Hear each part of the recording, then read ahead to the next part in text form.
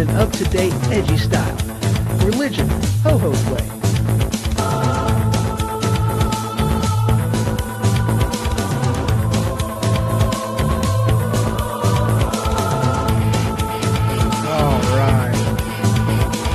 Broadcasting live from the attic.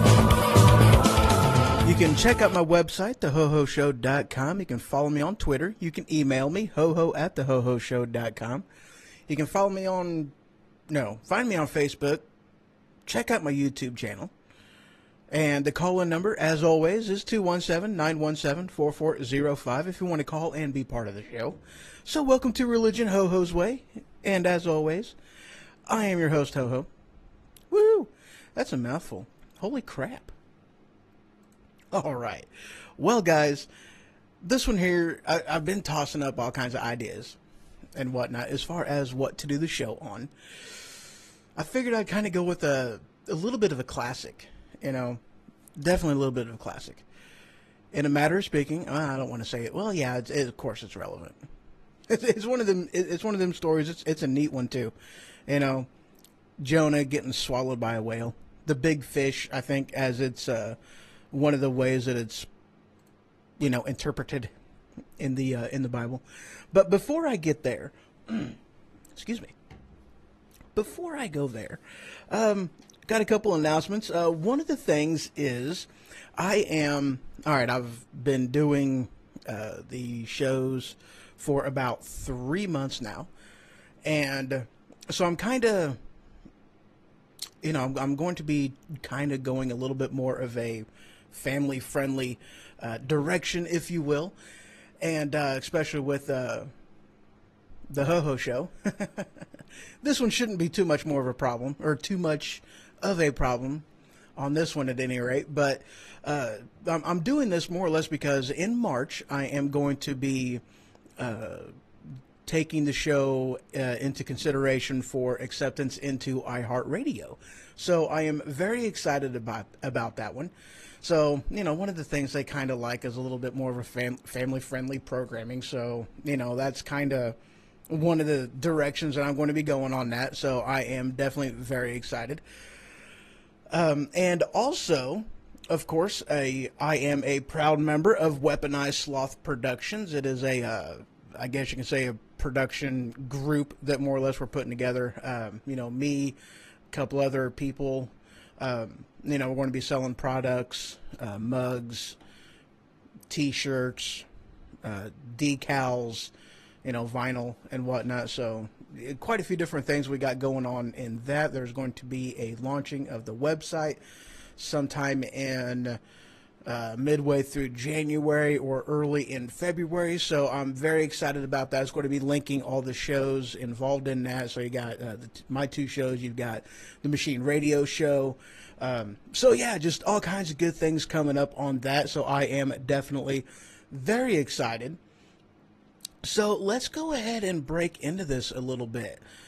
So of course this is found in the Old Testament, Jonah. And Jonah, he was a prophet, okay? And basically is what happened was God gave Jonah a command to go to the city of Nineveh and basically, give them a prophecy that if they don't change their ways, then they're going to be basically destroyed, more or less in the same way that Sodom and Gomorrah was.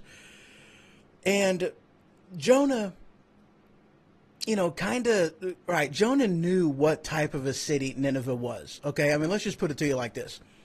Nineveh, back in the day, was more or less like Las Vegas, Nevada, okay? It was Sin City, okay? And that's just more or less what it amounted to. And Jonah, he was like, these guys, I don't want to give them the opportunity to even turn from their ways, and because I know what's going to happen, if I go there and I give them the doom and gloom and I let them know what's coming their way, they'll ask for some type of proof. I'll give them the proof. God's going to be like, or they're going to be like, okay, fine, we'll change our ways. and then they won't get destroyed. And more or less, Jonah took it upon himself. He was like, no, these guys don't deserve to be saved. They deserve to get destroyed. And that was more or less what his position was on that. All right, so, yeah, that's more or less what it amounted to. And,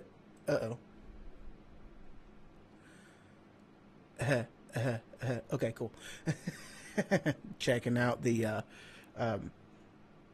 feed, I guess you can say, over here. So yes, I am broadcasting live. Okay, yeah, yep. Backing up a little bit. I am streaming live on Facebook, on YouTube, on Periscope, and of course on Spreaker. So hello everybody, and thank you for joining in. Of course. But yeah, so he didn't want that whole, he didn't want them to even have the opportunity to, change their ways and turn around. So it's what Jonah did. And this is one of the things too that I find pretty interesting about this as well. And this is one of the things I've studied. I am a studier. I like studying. Studying is neat.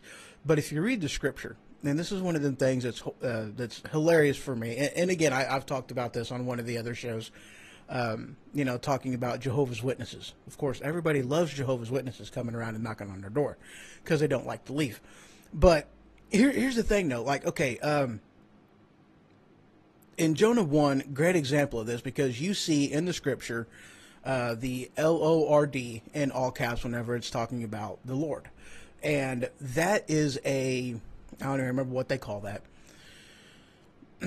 That was what they put in the NIV version to represent that Lord was basically I don't even know what the term was, but like the Yahweh and Jehovah, that's what they used in place for the proper name of God and Yahweh. Was that Ray, you may know this. Yahweh, that wasn't exactly his name.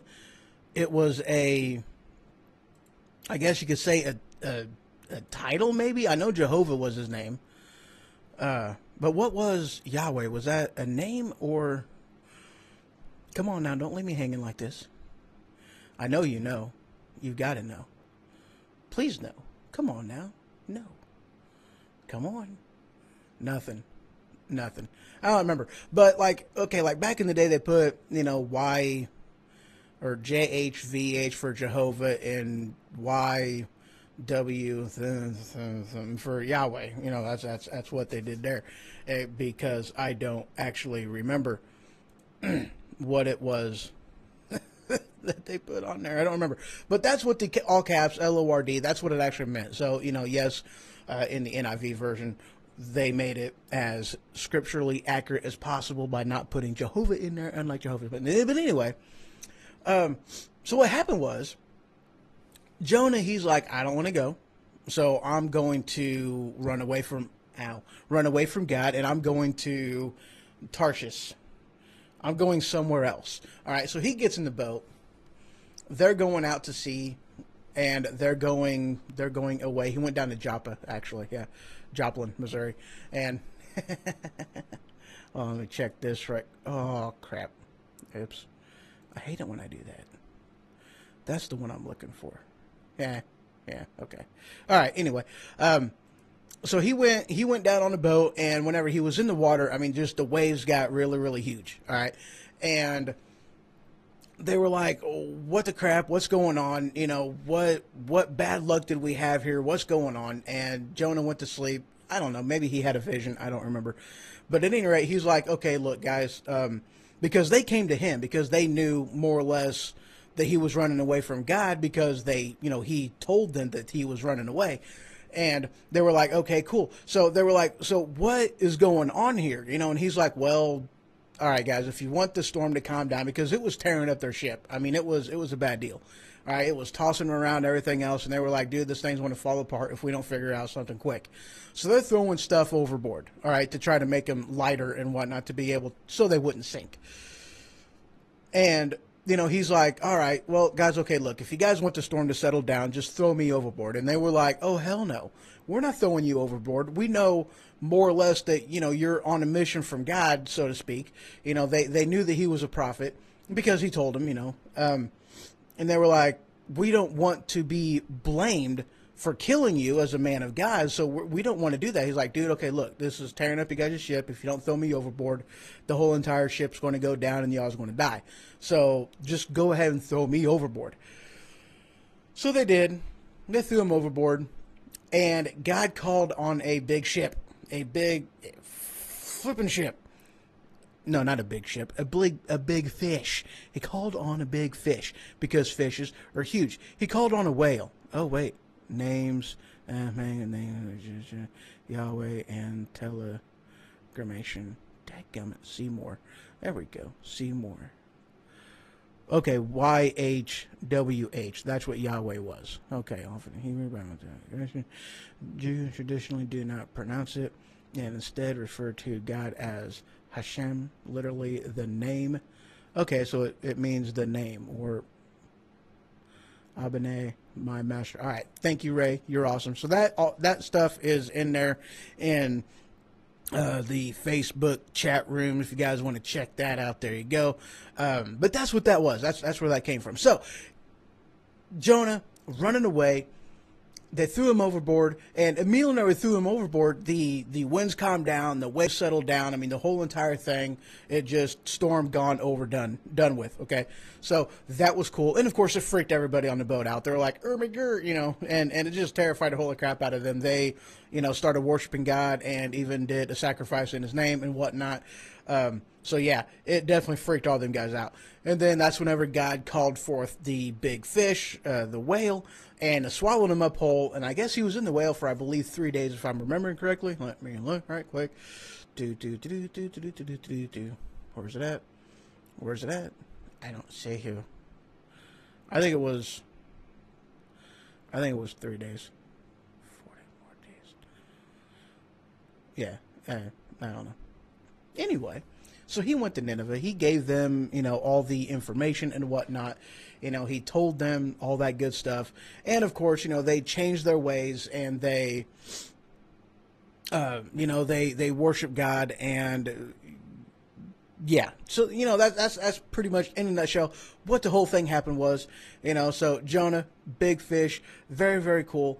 I like Jonah and big fish. But that's one of them things that with Jonah, he was one of them that he ran away from God. He didn't want to do God's bidding because as a prophet, very much sucks. And I'm going to be covering more on, the 5 offices of the Holy Spirit, Ephesians 4:11 at a later date. But that's one of them things that as a prophet, which is what Jonah was, you're pretty much bound by what it is God tells you to do.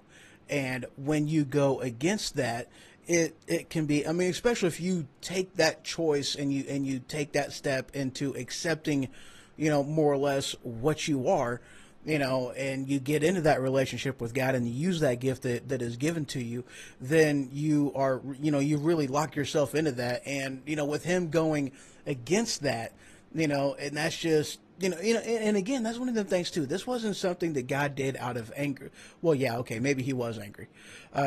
He was upset at him because, he chose to, more or less take God's job onto himself, which kind of ticked him off. But at the same time, he didn't do it out of anger. He did it to humble Jonah, and that's just one of them things. That's just how God works in a lot of different ways. He's weird like that, but yeah. Jonah, big fish, very awesome. So after 3 days, finally God was like, yeah, this is cool. Finally, he's like, okay, fine, I'll do it. Fine. Just get me out of here.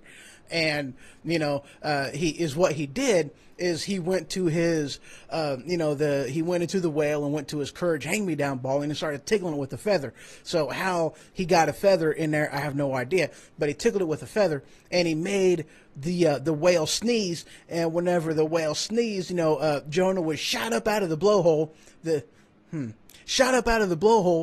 And lo and behold, he basically is right in, the little cove or whatever. He's like right outside Nineveh, So God not only, just gave him that storm to basically force the guys on the ship to throw him overboard, put him in a ship to give him safe travels to Nineveh. He made the fish basically sneeze and hawk up a loogie, and the loogie was made of Jonah, and now he's in Nineveh, and that's just pretty freaking cool. I mean, come on, guys. That's funny right there. That is hilarious. Yeah. One of the stories that I'm wanting to talk about, too, and, maybe not necessarily this one, but this is a... It's one of them stories in here that,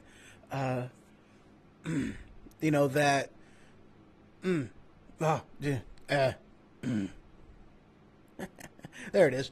David and Bathsheba. Yeah, I believe that one's it. I've talked with people that, that within the Bible you find all kinds of amazing, just off the wall stories and, all that other kind of just good, just hilarious humor and just amazing situations, good stories in there. And David and Bathsheba is one of them, I guess you could say a little bit more ridiculous stories that's out there, and that's going to be one of them I'm going to cover at a later date. But I am going to, after a short break, talk about the story of the Good Samaritan. This one is also another one of them stories that on the surface most people don't quite understand the some of the hidden nuggets of wowness that is in that story. And this one is something that is it's pretty cool. It's whole where it came about and what it is more or less trying to teach you about, I guess in a matter of speaking, the heart of God. So very, very cool. So a few minutes, I will be right back. Let me bring that up for you. All right, a few minutes, guys. I will be right back.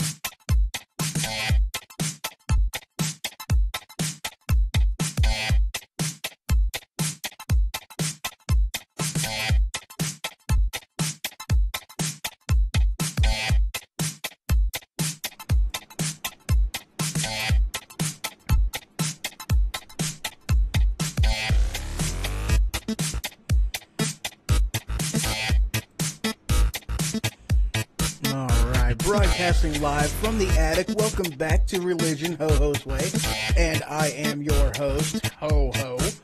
All right, so I just covered in briefness Jonah and the whale, him being a prophet and getting hacked up by a loogie. Ray, by the way, that was absolutely hilarious. Blues Brothers. He threw Blues Brothers in there. 166 miles to Chicago. We have half a pack of... I thought it was half a tank of gas. Full tank of gas, half a pack of cigarettes. It's dark and wearing sunglasses. Hit it. I think that's what it was. I don't remember. It's been a while. And yeah, he said it wasn't funny, the Jonah being covered by whale loogie. No, I don't think Jonah's seen a lot of humor in that at all. So, all right, guys. Story of the Good Samaritan. This could be found in Luke chapter 10, 25 to 37, Matthew 5. Wait, huh? Yeah, there it is. Yeah, Matthew 5, 43 to 48, Mark chapter 12, 28 to 34, and... Okay, so maybe that's it. All right. Now, this is also one of them things, I know that, I have talked about, just, it's one of them things that with studying the Bible is whenever you get a lot of them little, nuances and,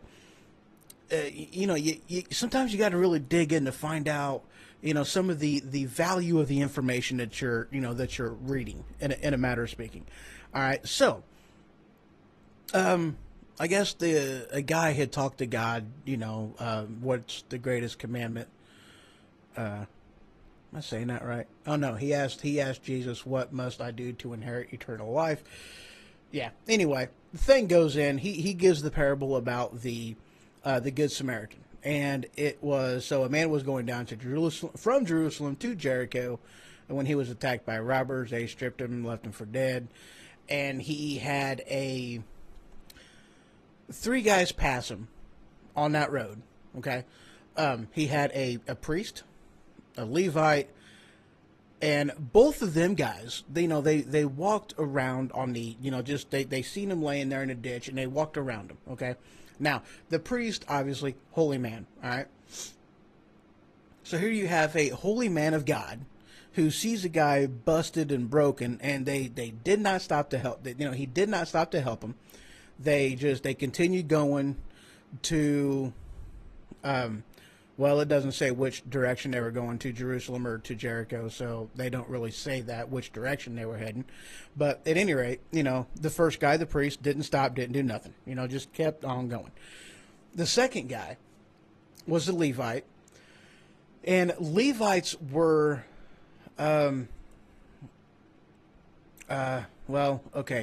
Levites were...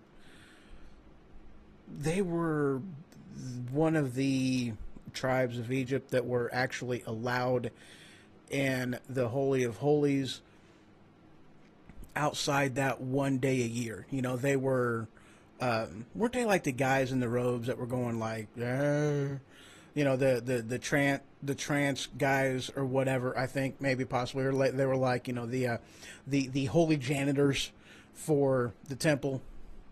I got to kind of let this catch up a little bit because Ray may actually know. He may remember. Maybe you just should have been here for this one.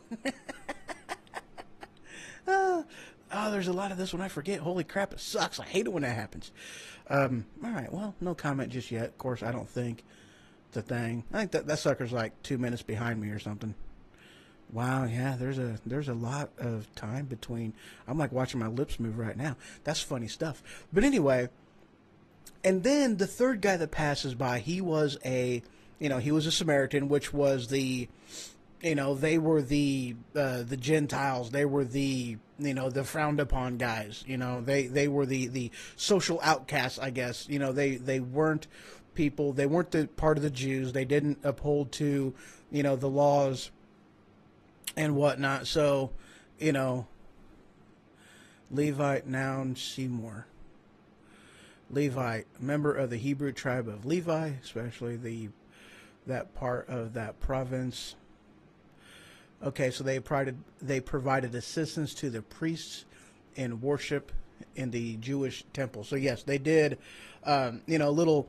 They were the assistants to the priest. They cleaned up things. They, if the priest went in there unholy and he died in the Holy of Holies, they had to go in there and take his body out and do what they had to do with that. So and they polished everything and they made everything look pretty and whatnot. It was very, very cool. So that's pretty much what the Levites did. Aren't they one of the lost tribes of one of the lost Hebrew tribes? I think they are. Actually. I might be mistaken on that, but I am pretty sure they are one of the lost tribes. And that's more or less relevant because of one of them prophecies, Revelation prophecies about the lost tribes of Egypt, coming, I guess you can say coming back or making themselves known again or something of that nature. I don't remember. Something like that. It's been a while since I've researched Revelations. But anyway, so here's part of the nuances behind that, all right? So you had the law, all right? And that's one of the things about Leviticus, actually, which is, the Jewish law, part of the tribe of Levites. They were the law, the law people, okay? And they're the ones who kind of got all that stuff together. But part of being a priest, okay, because this was around the time frame of, like, I don't believe this was necessarily like he was going to Jerusalem in order to, actually go into the Holy of Holies at that time.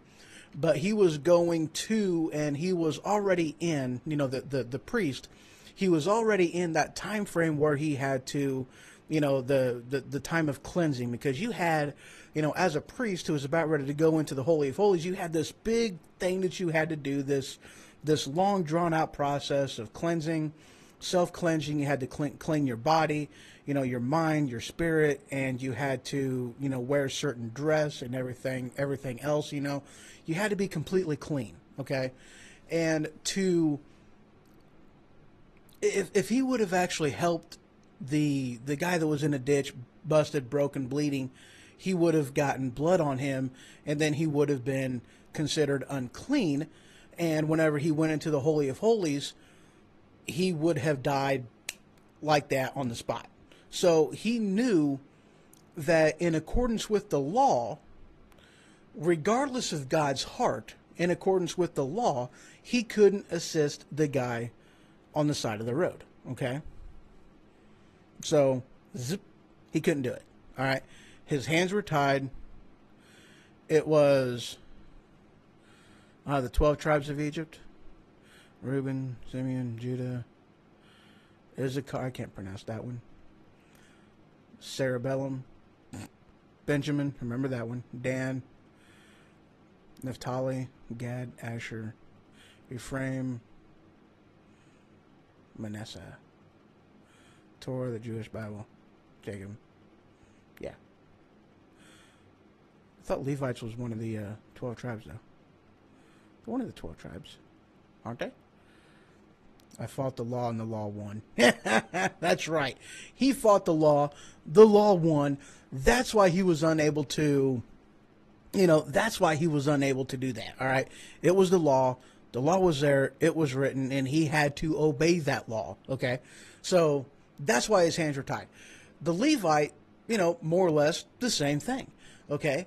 That it was not part of his duty. He was not in the temple, and therefore, he was unable to help for the same reason. Okay, and that's more or less what it amounts to. For the same reason as a priest, different reasons, but more or less for the same situation, per se, he was unable to help.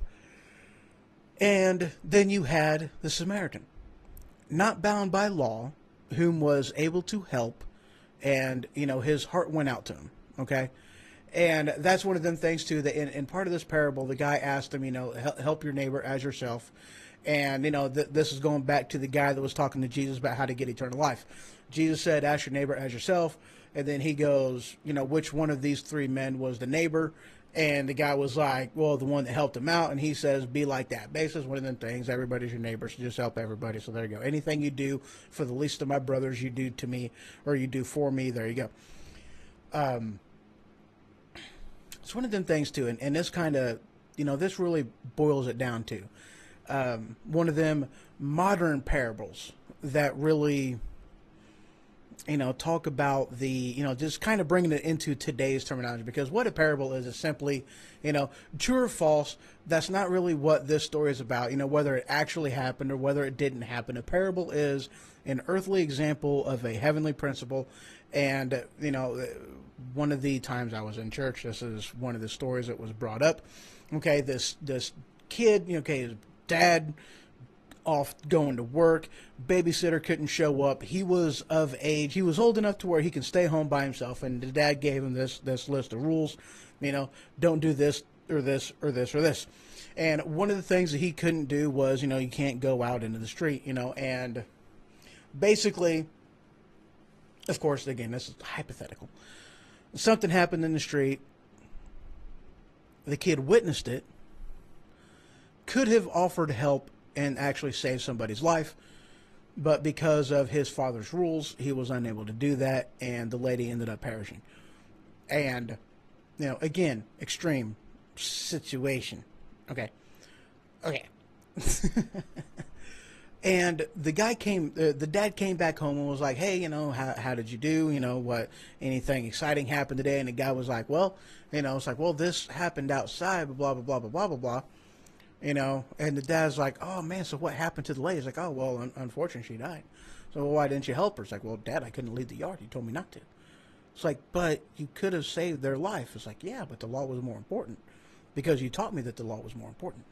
And that right there, of course, the dad, his heart broke because, here his law kept his children to actually helping somebody.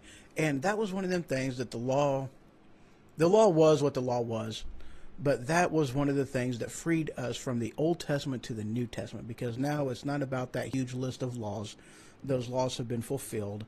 We are no longer bound by those laws. Now we have the freedom to exercise not under, no longer being under the law, but now we operate under the heart of God. And that is what is different, because now it's not the rule of don't cross the street. It is, hey, this is for a good cause. I'm doing this to help somebody out, and my Father would honor that, because this is about relationship, not about rules. And that is why the story of the Good Samaritan is it's an awesome story, because it definitely portrays that even then, even in the beginning, and I've talked about this with, Moses and, with Moses and the 15 commandments. The 10 commandments, because, the first tablet, or the last tablet, was broken, so they narrowed it down from 15 to 10. But that's one of the things I mentioned in there, that, God never wanted us to be under that law. God wanted us to have a relationship with him, and so this is one of them things of why Jesus came down, and so that law could be fulfilled, and then we could live under a new covenant where it isn't about law, it is about relationship. And that is what God wanted to have with us from the very get-go. He did. I know you don't believe me. It doesn't matter. He did. He wanted that relationship with us. So, anywho, that concludes this episode. So, in the comments of stuff that I got goings ons, let me get back to the top of this. So I've got just all kinds of different stories in here that I'm going to be covering. Of course, I'm going to be doing David and Goliath. I'm going to be doing Samson and Delilah. That one, again, it's a kick-ass story. It very much. That one's a kick-ass story. I'm actually looking at doing maybe even, some of the different miracles that Jesus did, because those are always pretty stinking cool. Abraham and Isaac is another one. The Beatitudes, that one's actually pretty awesome. That's one of the things that, with the Beatitudes, I never understood the Beatitudes until I read it in the Message Bible, because the Message, using contemporary English, it really breaks it down in a way to where I was like, oh, yeah, and that was cool. Parable of the Talents, that one's pretty good. The Sower, the 10 Plagues of Egypt. He was married. Oh yes, Jacob wrestling with God. That one also is a very good one. That one I'll be putting in with something else. We've already done Parable of the Lost Son, the Prodigal Son. Parable. Yeah, never mind. English is a second language, guys. It really, really sucks. Let's see, what's another one? Oh yeah, where did that one go? I already did Noah in the Ark. Where did that one go? Well, basically, it's the resurrection. You know, the story of the resurrection, because that one right there, you know, I don't want to say the entire foundation of Christianity is built on the resurrection, but yeah, pretty much the entire faith of Christianity is built upon the resurrection, because that's the thing, you know. And here's what it really. Okay, you can go and to the grave of Buddha, and you can see him. Well, not really see him; he's in the ground. But I mean, you can go to his grave. You can, you know, all these other ones. You can go to Muhammad's grave. You can go to all these other graves of leaders. You know, the head honchos of the people in the church, but you cannot go to Jesus' grave. Why? Because he isn't there. All right. And that's one of them things too. Historically proven fact. Yes, Jesus did exist. It's in the pages of history, not just the pages of the Bible, but the pages of history. Story blocks. Oh, really? You can get a free, 7 days of free video. Isn't that spiffy? I'm actually looking to start using that. That program does, you know, like introductions and like you guys don't care. I'm going to be doing that though, and it's really going to add a little something, little flavor, whatever to the to the show. So I'm definitely looking in and doing that. It's like $100 a year, maybe. I don't remember, something like that. But I'm going to end up starting doing that one here very shortly. Actually, I'm excited about that too. I was watching another guy on.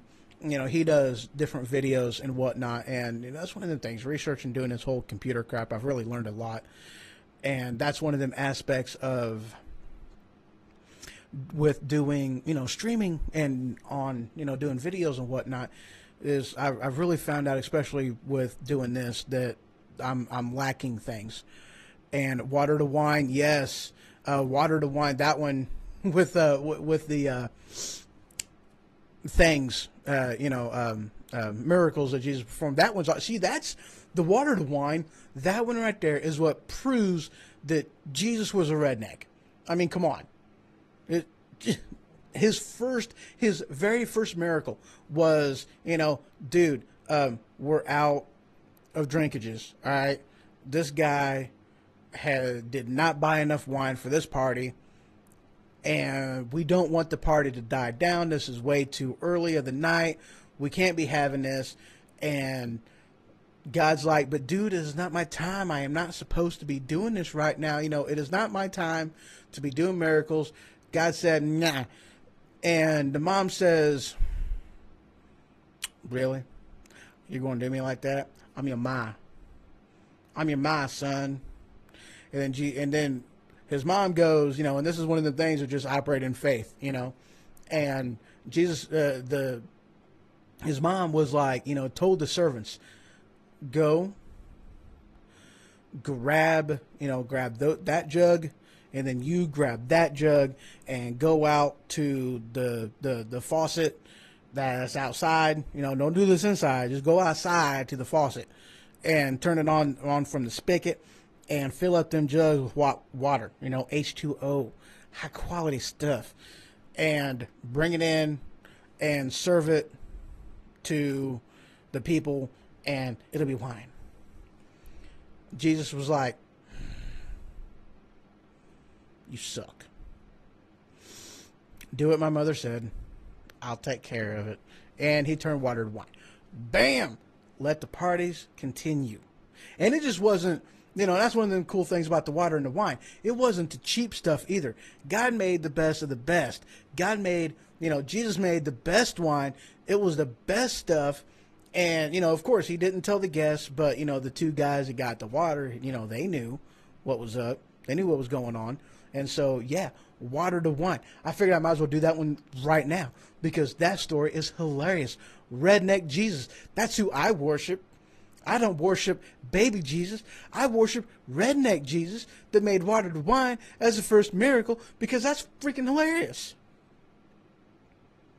Water the wine? But anyway, let's see.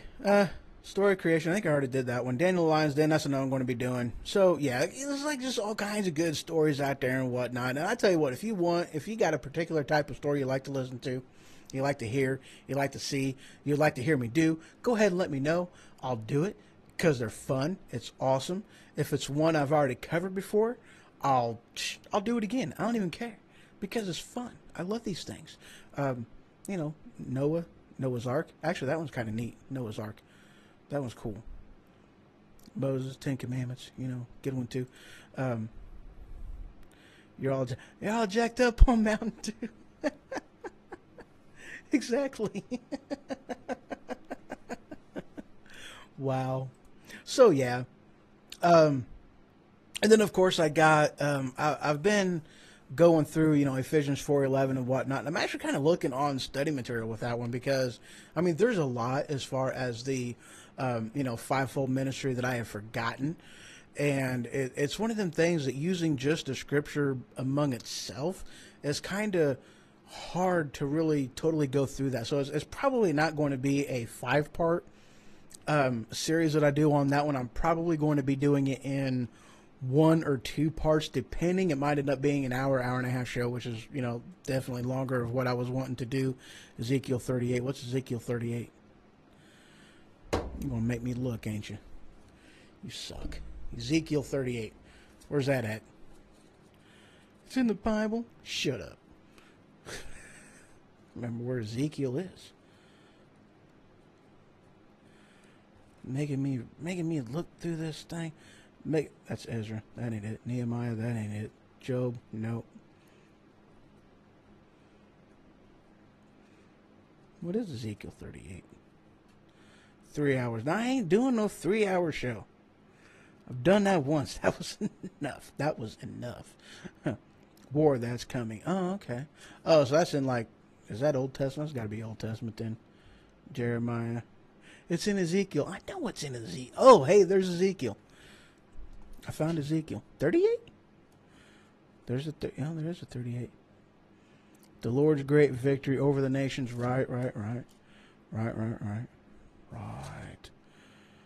Oh, yeah, the temple area. You know what? That's another one of them with the temple. One of them prophecies about that with the temple being rebuilt. Did you know that the all the parts of the temple, because it's like talking about David's original... Was it Saul's temple, or is it? I think it was whose temple was it? I don't remember if it was Saul's temple, if it was David's temple, which might actually be the same temple. I don't remember. I know because Moses' temple was a mobile temple. That was one that was built to be mobile and agile, made of argile. I don't know. But that's one of the things with it had to have been David's temple, but. It was torn down and whatnot, and I guess they, part of this prophecy is talking about with that temple being rebuilt. Oh, Solomon's temple. Okay, so it was Solomon's temple. But yeah, it was talking about that temple getting rebuilt and whatnot, and they have, and this is one of them cool things, okay? They have all the pieces to Solomon's temple gathered up and basically ready to go. All right, so they have that sucker ready to go to put that back up on the mound where the thing belongs. All right. And so that's one of the prophecies that was in Ezekiel. And I'd actually forgotten where that was located at. I knew the story, I knew what it was talking about, but I had no clue where it was at. And that's one of my problems when it comes to the Bible. There's a lot of the stories that I know, but I might not remember where the thing actually comes from. That's one of the things I forget. So Ezekiel 38, thank you, by the way. That's another one of them that I don't remember a whole heck of a lot about Ezekiel. I know I've read this one. This is a neat book, actually. Yeah, Ezekiel's a pretty cool book. It's a very cool book. What's that one book that was done? God isn't even mentioned in this book. You know what? I'll do this the easy way. I'll go to... It might actually be Ezekiel. The God ain't mentioned in it. Yeah, I don't remember. All right, Genesis, Judges, Ruth, Nehemiah, Esther, Job, Proverbs. I know it's in Ecclesiastes, maybe. The God isn't actually mentioned in the book at all, and it was written by, I think it was Ecclesiastes. Yeah, Ecclesiastes, pretty sure. But yeah, that one's a dark book, actually. You know, Ecclesiastes, dark book. Anyway, so yeah, I got all kinds of things that, you know, stories in my head and whatnot. I'm trying to organize them halfway in thoughts to where I can make them good for y'all's. Is a little bit on the harder side sometimes. But, you know, so those are some of the things of what is to come. So again, that's all for this show. This one was a little chaotic. Esther, that's not it. Esther was... Am I thinking of Esther or am I thinking of... who's the chick that... Oh, yeah, that's the Book of Ruth. Okay, yeah, never mind. No, it's not Esther. Esther was something different. I think it's Ecclesiastes, the one I'm thinking of. I'm pretty sure it's Ecclesiastes. Ecclesiasticus. Also, it's... God is not mentioned directly in Esther because of the circumstances of its writing. Jewish tradition claims authorship by Mordecai, really. As the author, he wrote the book in Persia while serving under King Fred or Xerxes. Well, this one, the one I'm thinking of, it's, you know, it's a little bit more of a darker book. You know, that's where the one where, you know, he basically writes in here like I've done everything under the sun. Nothing is new. There's not anything else that I can do. That, you know, nothing is new. I've felt everything. I've done everything. And this guy, I mean, he did it all. I mean, you want to talk about somebody who, you know, slept around with women. He did drugs, you know, or at least the type of drugs that they had back then. He did those. You know, he lived to the fullest, and it was one of them things that he felt empty because of that. Google is never wrong. That's not true.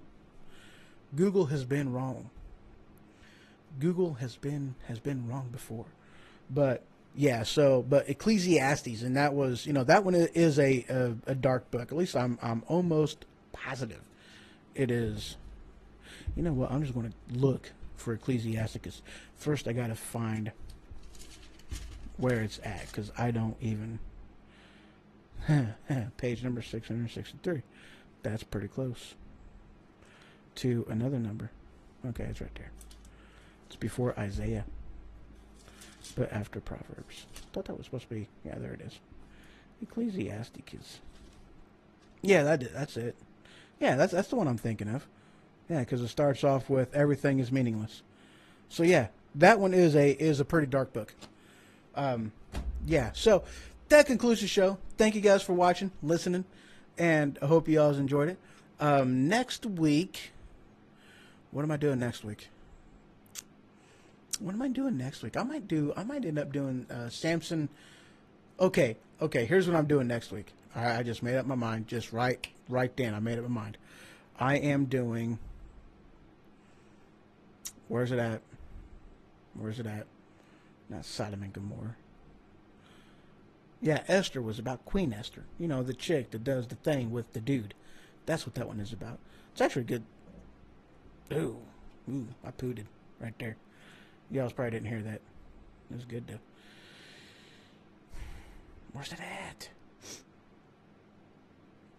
About two dudes. Yeah, okay. David and Bathsheba, and I'll do Samson and Delilah next week. So both of those are good, amazing stories. So I'll do one segment on one, another segment on the other one. It'll be good. It'll be cool. You know, those are both, you know, because that's one, Samson and Delilah. All right. Let's just boil it down like this. This is what happens when a dude is stupid over a woman. That's what Samson and Delilah was. A dude was stupid over a woman. And David and Bathsheba was a dude was naive about a woman's intentions. Both of those. Good stories. Prophetic dreams. Yeah, that's yeah, because there's like Daniel that did prophetic dreams, and there's quite a few different people that did prophetic dreams. I'll probably cover that in with the prophetic, you know, stuff with the fivefold ministry and whatnot. So, poop. What do you mean poop?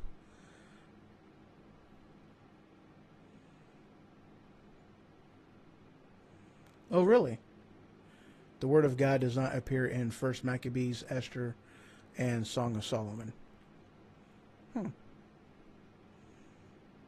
I actually did not realize. I've not read First Maccabees yet because that's one of the Deuteronomical books. It's not in the this Holy Bible. It is in. No, it's not in that Holy Bible. I got another Holy Bible around here somewhere. It's in that one. I know it is, but it's not in. It's not in that one, and it's not in my Word on the Street Bible. I know that much. I don't remember much of Song of Solomon, and it's been too long since I've read Esther. Yeah, you're right. Esther isn't, yeah, because she was a holy woman, per se, but it doesn't mention God. That's all. But anyway, that concludes the show, guys. Thank you very much for listening. Y'all have a wonderful day. Good night. Sleep tight. And if the bed bugs bite, then by golly, bite 'em back. See ya.